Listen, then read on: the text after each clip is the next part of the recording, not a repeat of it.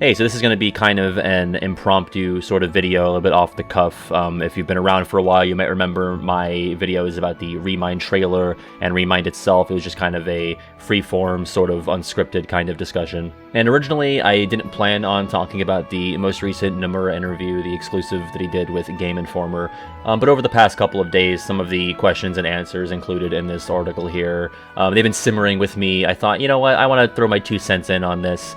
I want to be a part of the discourse, you know, without being sensationalist if possible, because you're going to get that here and there, and that's just not my vibe. I kind of want to give my even keel, sort of measured take on all this stuff if I can. In fact, if you follow me on Twitter, you may know that I have attempted to discuss a certain aspect of this interview already, and I ended up not posting it. Just wanted to kind of change up how I approach this topic, and I'll definitely be covering that in here. So there's a good amount of retrospective kind of musing from Nomura in this interview. I would say the juiciest parts of it are mostly the prospective things, with one exception. And I encourage you to read the article yourself. I'll have it linked in the pinned comment. It's by Kimberly Wallace, again, from Game Informer, so you can take a look at that yourself. So there's what I would consider like 3 to 4, maybe 3.5 headlines here, and then maybe like 2 or 3 sort of side topics. One of the big ones I'll cover first is Nomura's discussion on how Disney will be incorporated into the future of the franchise. Now, I'm long on the record as saying I think Disney is fundamental to Kingdom Hearts. I don't anticipate we'll ever see a Kingdom Hearts game without at least some kind of Disney presence, and Nomura pretty much confirms my thoughts on that. Or at least as far as Kingdom Hearts 4 goes, but I think you can safely say that we're not going to see Kingdom Hearts shift to this primarily Final Fantasy-oriented or just original or more mature sort of storyline. And not even necessarily that last point. I think the games could and kind of are being delivered in a more mature way, but it's never going to be something that is completely devoid of what has been such a fundamental core part of it since 2002. So anybody who said KH4 was going to be all Quadratum or it was going to be entirely original stuff, no, I'm sorry. So the interviewer says, we saw Donald and Goofy in the KH4 reveal, but one question a lot of fans have is how much will Disney still be integral to the series? And Nomura's answer is definitely reflective of what I've anticipated KH4 will look like. He says that KH4 might feel a little bit different, but it's definitely still in line with the kind of games that we've already played. He does say we're definitely going to see a few Disney worlds in there, which I don't know if that's meant to imply like the same amount as in KH3 or maybe even fewer, or if it's just a translation thing, but maybe we're going to expect, you know, 7 to 6-ish, 5 Disney worlds. Like maybe they're going to be much bigger, or maybe there will be a larger portion of this game that's spent on original or Quadratum-esque stuff. But the most interesting part of this question and answer for me is how Nomura then talks about the graphic qualities, which I don't know if it's a formatting thing with this interview or maybe it was cut out of the initial question, but nowhere in this prompt does the interviewer mention graphic qualities. But after Nomura talks about how this game is going to feel familiar, or at least in the same vein as our previous titles, he says, as for the graphic qualities, since with each new title the specs have been really increasing and there's so much more we can do in terms of graphics, it kind of limits the number of worlds that we can create in a sense. At this time we're considering how to approach that, but there will be Disney worlds in KH4. So that has me scratching my head, especially if the interviewer did not at any point ask about the graphic qualities. To me, that sort of imparts this feeling that the worlds might skew a bit more realistic, a bit less cartoony, and that's kind of what I've been feeling in my gut even since KH3, and that was to a smaller degree. But if you notice in KH3, the only properties that they introduced that are new in that game are the CGI movies. It's all either Pixar or like post-2009 CG Disney stuff. The only traditionally animated things they brought were things from older titles like Hercules and 100 Acre Wood. I'm not saying that guarantees that KH4 or any future game will be all CG movie stuff or mostly live action stuff, but I do think if we're going off of this most recent point in the timeline, if we're like looking at trends, which maybe you can't call it a trend because it's only one game, but I just don't know how interested both Disney or Nomura are in exploring the more classic properties. And there's really not that many like time-honored, truly beloved ones left. Like I know some people out there want Jungle Book, or at least think that they want Jungle Book. A lot of people maybe want Robin Hood, but like I just don't know if that's like the energy that they're going for anymore. But the thing about Disney worlds in these games is that the goalposts move every time there's a major installment, pretty much.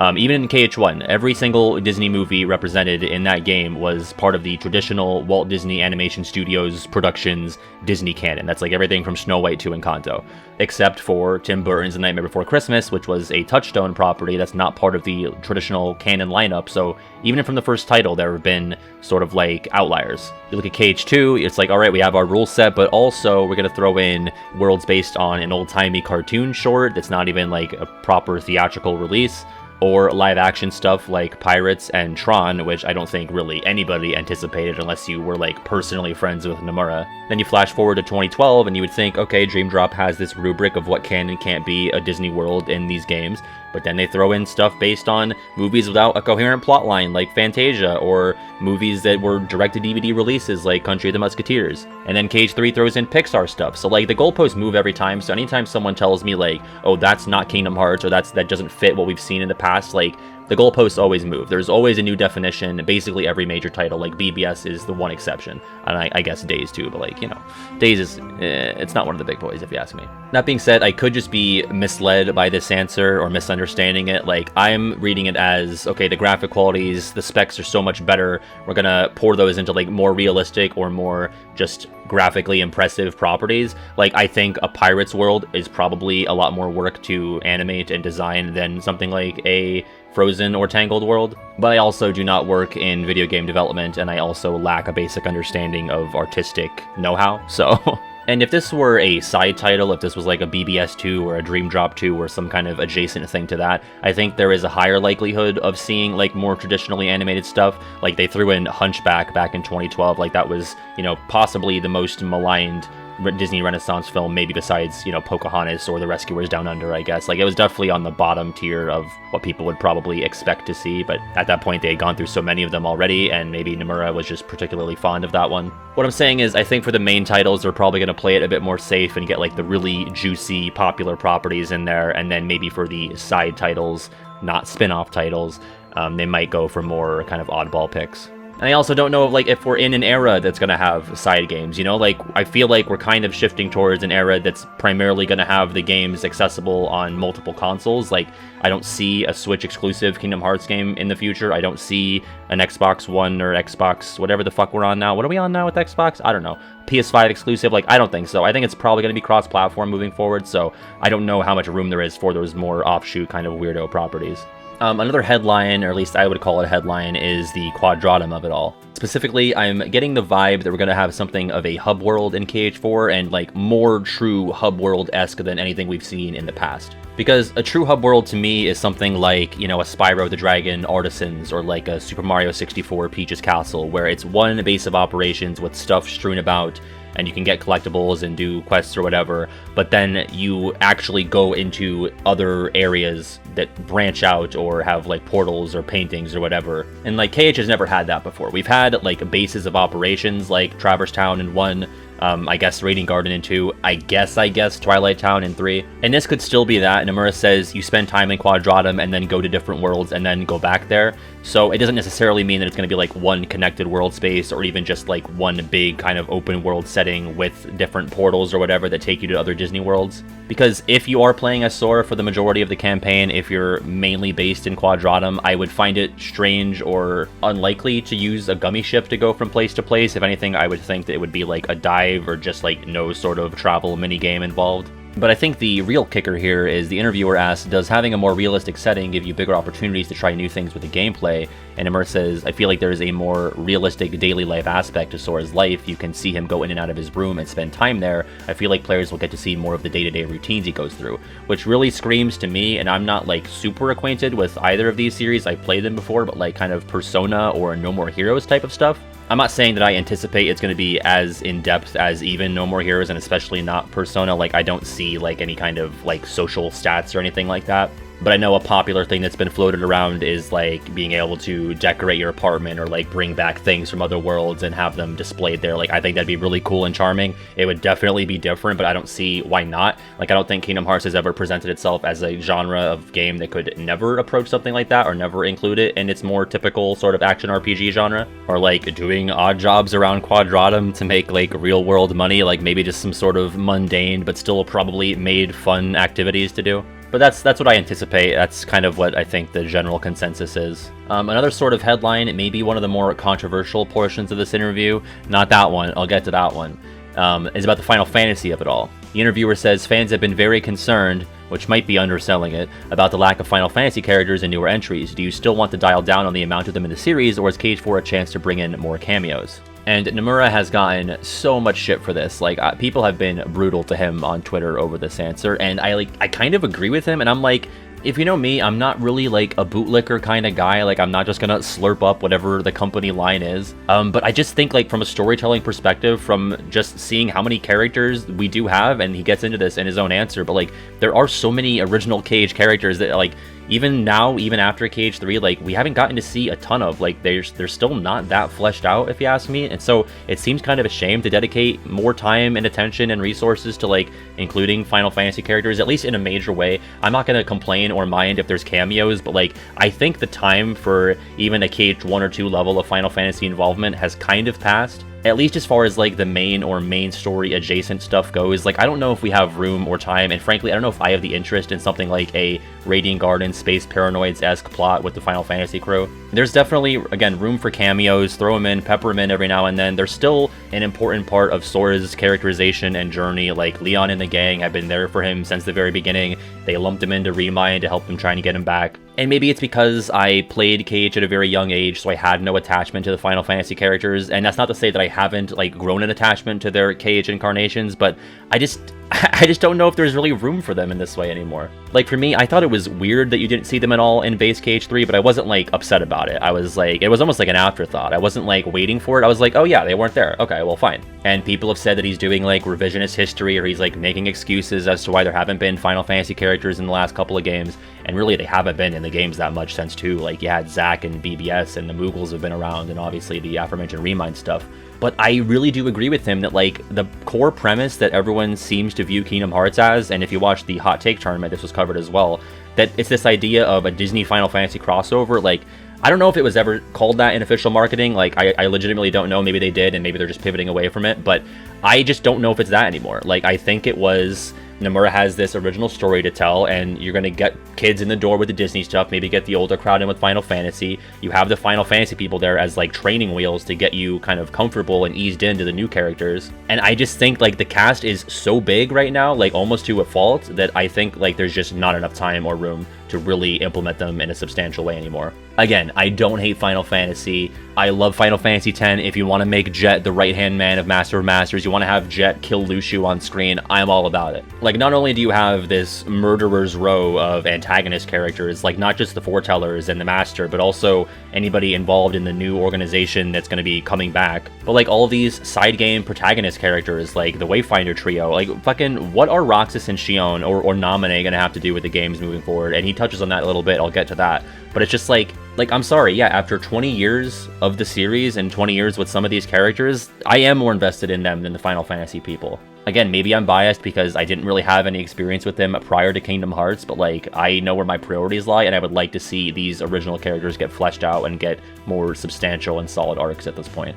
That all being said, Nomura says, hey, we know, we get it, we're trying to find a good balance. I know some people were upset and they wanted to see more, and he says, we're thinking about it. He says it's hard to say what the exact balance is going to be, how it'll play out in KH4. We can't really give you a firm reply on this just yet. To me, that reads as very non-committal. I would say expect what you got in 3, maybe a little bit more, or maybe even a little bit less. That's just the read that I get. We'll think about it. Like, it's when you ask your mom if you can go sleep over with your friends, and she says, we'll think about it, or go ask your dad.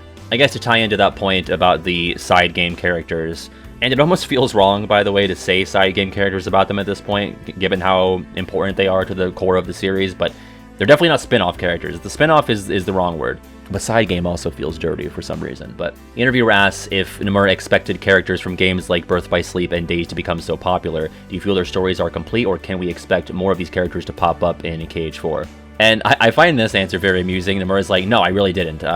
Which I guess is probably the humble and correct thing to say. Like, I guess who's going to say, oh yeah, I knew it. I knew they were going to be smash hits. I knew that the characters that I wrote, everyone's going to love them and be obsessed with them. KH4 is really going to be focused on Sora's disappearance, which gives me a little bit of pause. On one hand, maybe that goes back to what I was saying about those quote-unquote side games. Maybe we should expect other titles to come out between now and KH4, or even in the aftermath of 4. Doesn't necessarily mean they have to be like exclusive console things. That's just mostly because it's what we're accustomed to after 20 years of this. But like for me, there's two real threads outside of the main trio. There's like the Leonisa thread and there's the Wayfinder thread. Like they didn't really leave too much, at least for me, as far as Roxas, Shion, and Naminé go. But you have the intrigue of Leonisa with Subject X and them trying to figure out what's going on with her. And then you have the Wayfinder trio going off to what is presumably the Dark World again at the end of Remind. I don't know if you make a full game out of either of those stories, if you lump them into KH4, if they're just cutscenes that you get out of the way at the beginning or towards the end of KH4. So I do feel less concrete about what I thought this next game or this next arc was going to look like after this answer. It was always going to be Sora-centric, but I did sort of anticipate that there would be more room for the side game characters. And Nomura himself says, I'm not quite sure if there will be room to really explore the other character stories as much, but I'm aware and the team is aware that these characters are very popular and people want to see more of them. So I find this less non-committal than the Final Fantasy stuff. I do think that they could kind of shoehorn isn't the right word, but, work them into some spots to at least, give fans an opportunity to at least see them in this game, even if only in cutscenes briefly. Even though my personal dream was like a split campaign of Sora and like Quadratum with maybe more realistic properties and maybe Kairi or other side game characters in the Realm of Light doing the more traditional sort of properties, but I feel less confident about that now. I feel like it's mostly going to be Sora in Quadratum going off to other properties, and maybe everything else is relegated to cutscenes or maybe small not Sora character portions like in KH3. Complete conjecture, complete speculation, that's just how I'm feeling it now. Another thing I'm feeling is severe heartburn when we get into this next topic, the Super Smash Bros. Ultimate part. I don't know the last time I've seen something be taken so wildly out of context. Not even out of context, like the full context has been presented in a lot of media that's talked about this interview, and just like crazy leaps of logic to get to the end result, the end point. Like, this went to the spin room. I have no idea how this happened, but the interviewer talks about KH's popularity surge after Sora was included in Smash Bros. Ultimate as the final DLC fighter. Can you talk about your feelings on having Sora involved? The interviewer asks. Now, there's a true headline here, and there's a phony, bogus, made-up headline that has been used for, like, clickbait and thumbnails and all that garbage. Nomura says he's very happy that Sora's in the game. He says most of the feedback when he was announced for Smash Bros. Was, I can't believe Disney okayed for him to be in the game. Behind the scenes, I was actually the one being very picky about his appearance in Smash Bros. Disney was the one that was like, go ahead, this is a great opportunity. That is the true headline, because a lot of people, when speculating, I remember the speculation scene for Smash. I wasn't covering it, I wasn't like super deep into it, but I was, tangentially familiar with it. And the line, and I probably said it myself at some point, was that I think Disney would be really hard to work with. I don't think this answer completely wipes that away. Like, I think Disney is still probably more difficult to work with than a lot of other companies that Nintendo or Sakurai approached for Smash Bros. But it does certainly subvert my expectations or my thoughts that Nomura was actually the one who was a lot more picky about it. And to me, that's interesting. That's kind of a story right there. Like, that really, it's not earth-shattering, but it kind of like turns that whole conception on its head. And then we get to the next sentence. Nomura says, I thought it would be tough to pull off because it might clash with the established lore in Kingdom Hearts and the Disney worlds, so it was an opportunity I had to consider very carefully. That was a short sentence. It wasn't that long, right? There wasn't a ton of information crammed into that sentence. But you tell me, right? Because I've seen this. I've seen it on YouTube, I've seen it on Reddit, I've seen it on Twitter. This has somehow been, honestly, I think purposefully misconstrued into this very flashy headline, which is Nomura or the development team considers Sora in Smash to be canon to the Kingdom Hearts universe. Like, at no point in this interview, at no point in this answer, and at no point in that short sentence did I come away with the idea that Nomura thought, like, oh, I'm gonna incorporate or make sure that Super Smash Bros. Is relevant and included in the plot moving forward, or it's canon to the plot of KH4 or future games. Like, that's the meme that people were saying when Sora was announced, but now it's like being presented with like this grain of truth to it. And honestly, it's bigger than a grain. Like, it's presented in like the headlines of these videos and or tweets or Reddit posts. And it's not the end of the world. It's not the worst thing. There's so much injustice happening in the world at large, but like, it annoys me. I think it's a bad reflection on the fandom and on the games themselves. Like, it just makes it look kind of silly. And it's already silly to begin with, but like, why worsen it, I understand the desire to want people to engage with your content on whatever platform it may be, but I I just think it's pretty disingenuous to suggest this. Like, either it's a failure of reading comprehension, or it is like a willfully misleading move to pull people in with this sort of zany and outlandish title, and then to backpedal or qualify with all these little caveats. And I'm not even saying that's a truly impossible thing. Like, if there was ever a time that Sora appearing in a fighting game would be relevant to Kingdom Hearts, it would be KH4 and moving forward. We're at a point where characters acknowledge that other characters come from video games. We're in this sort of unreality era now. I would still give it like 90 to 10 odds, 90 in favor of it never being referenced in a Kingdom Hearts game, but nothing in this interview really suggests that. To me, when I read that Nomura was concerned that it could clash with the established lore in KH and the Disney worlds, I'm thinking like, you know when Kirby inhales Sora with the copy ability and he gets the Keyblade, but it's not really a Keyblade, it's like this light sort of manifestation of one because Kirby's not a Keyblade wielder. Like, that's what I think he's talking about. Like, he's being considerate of how the two franchises, how the two properties interact. Not like, oh, how do I fit this into KH4 in the series? I mean, he never even uses the word canon here, you know? So, I don't know, I just wanted to give my 2 cents on that. I've been seeing what I would consider to be pretty rampant misinformation or misleading about this specific area of the interview. Again, it's one thing to joke about, but when you know, pretty transparently present that sort of information in earnest, it's gonna lead people to misinterpreting the series, and I don't know, I just think it makes everything look bad in a way.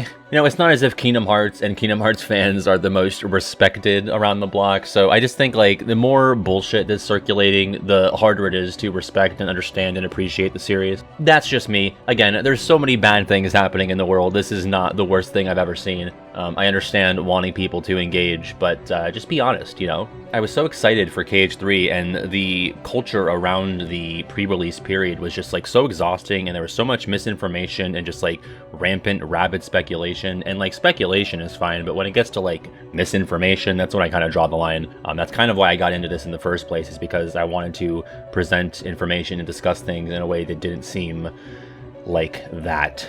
So yeah, I just don't want the KH4 cycle to be like that. I don't want to be dragged down and fatigued by it, especially now that I am part of the machine and making content. As to not be primarily negative, at least for this portion of the discussion, I did want to take some time to promote some other channels you can take a look at in between my uploads if you're really craving that KH content during this new cycle. These people that I've linked in the pinned comment all have great stuff, either retrospective or prospective stuff, so I highly recommend checking them out. Anyway, that's about all I wanted to really get into here. There's some other questions and answers here that you can take a look at for yourself. They asked Nomura like what his favorite cliffhanger was. He said that the ending to KH1 and also Lucio taking off his hood in KH3. I thought that was all pretty cool and cute information. Talks about Missing Link a little bit. He says it's going to tie into KH4. It's going to be a lot closer to this series and connected in many ways to KH4, so that's interesting at least. I'm not a big Union Cross guy, I never was. I'm not really into the gacha stuff. I anticipate gacha elements in Missing Link. I'll still probably check it out just because it's Kingdom Hearts. I want to know what's going on. So that's supposed to be coming out as a closed beta at some point this year. But yeah, again, I suggest and encourage you to check out the article yourself if you really want to deep dive into it. I just wanted to give my thoughts on what I found to be the most interesting portions of it. And yeah, that's all from me. I will be back hopefully relatively soon with the results of the KH4 World Survey, at least the first part of it, that covers the traditional Disney canon. It's going to be like a series that I'm doing where we're going to analyze what people both want and think will be in KH4 as Disney worlds. So I'm pretty excited about that. Stay tuned for that. And have a good day. Subscribe if you'd like. I'm on Twitter and Twitch and also Patreon if you'd like to support me in my endeavors. That's the best way to do it. This is my full-time gig, and I just want to make the good-ass content for you, baby. So, yeah, have a good day. Bye.